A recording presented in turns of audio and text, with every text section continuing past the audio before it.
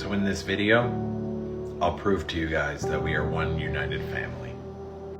I'll propose 8 ideas, no matter what part of the world you're in, what culture you're from, or what sort of upbringing you've had, that you will 110% agree on. These 8 ideas can be the foundation of a new world if humanity chooses to unite.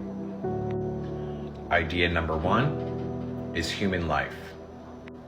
If your neighbor knocked on your door and started telling you that your other neighbor on the other side of your house wants to come over here and steal your things, wants to come over your house and ruin your garden and raid your pantry and kidnap your children, and this neighbor is trying to convince you that your other neighbor is a bad person, and they say you should walk over to their house and you should kill them before they come over here and ruin what you have going on.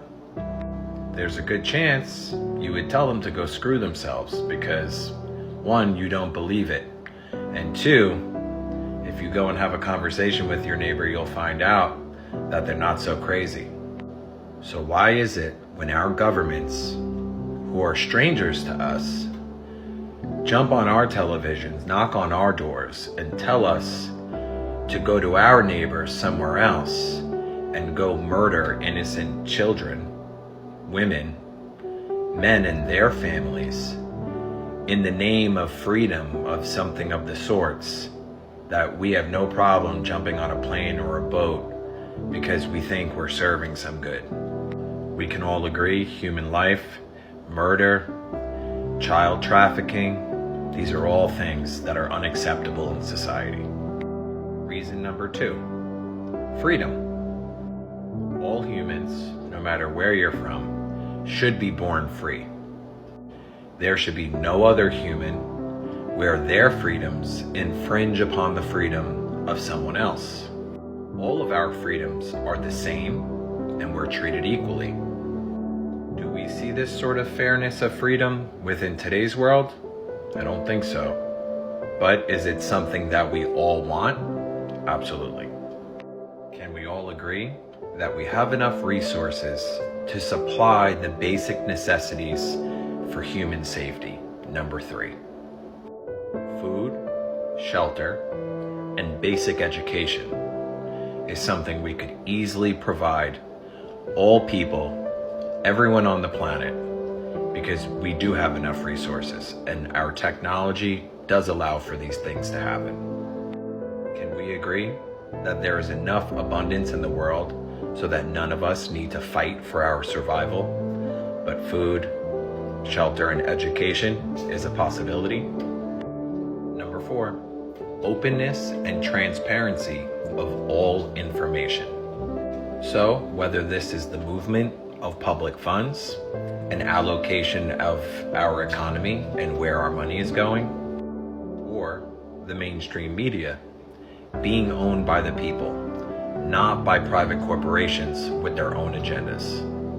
So whenever there's a breakthrough in science or any other field, this information isn't hidden, but is put in an open source platform where all people can see this information and stay up to speed with the truth. Number 5, education of high moral standards. Think about this. We give our attention to Hollywood, which we know what they're up to, with entertainment that provides us with movies filled with emotion, filled with drama, filled with violence,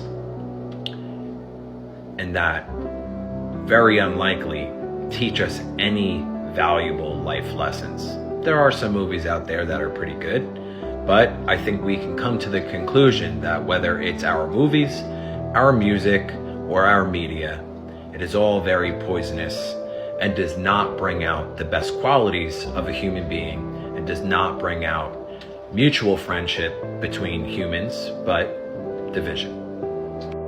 So So I think we can all agree that cultural conditioning should be a moral and educational endeavor for all communities to make sure that humans are forming a strong bond, not based on their differences, but based on their similarities, based on being a human of good moral standards. This also goes for the people that want to feel God in their soul, and also goes for the people that don't believe God exists. Everyone should have an ability and a right to believe what it is they want to believe about their creator or about the very basis of this reality. I think we could all agree that forcing our opinions upon a spiritual topic is not needed, because we're all here regardless of how we got here. Number 6 is pretty close to the last one, and this is the development of an individual's personality. Our culture, whether it's in the work environment or school environment, takes a one-size-fits-all approach.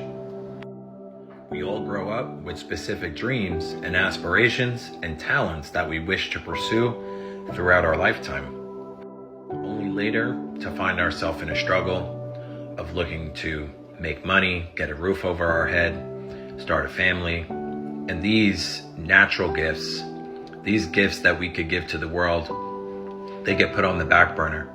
And slowly, we stop performing them all together, and we become a clone of the workforce.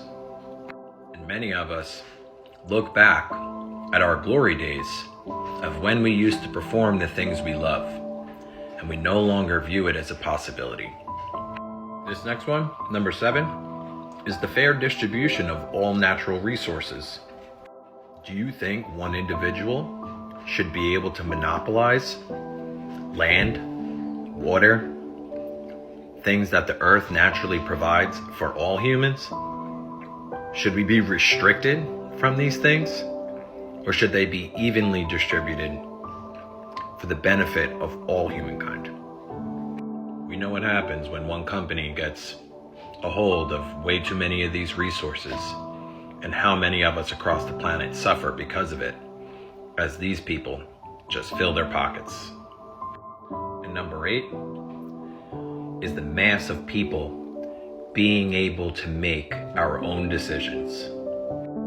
We know, or we think, we live in a democracy where all of us get together and we vote for one individual to represent the population.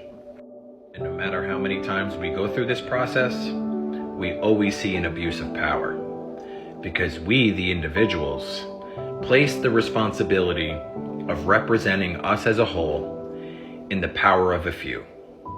I think we can all agree we are not represented properly.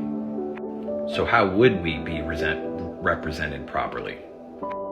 By us representing ourselves. And it's safe to say that with today's technology, it would be very easy to create an electoral platform that is provided for all of humanity, divided by where you live, what country, which city, which state, etc. So right there, guys, we've covered most of the aspects of governing society as a whole. I don't think that we, as humans, regardless of where you're from, would disagree with any of those things. If you do, put it in the comments below. If there's something particular that you're passionate about, put it in the comments below. Let's have a discussion on how we can create circumstances that we can all unite on, so that we end tyranny in this world and we build a new one.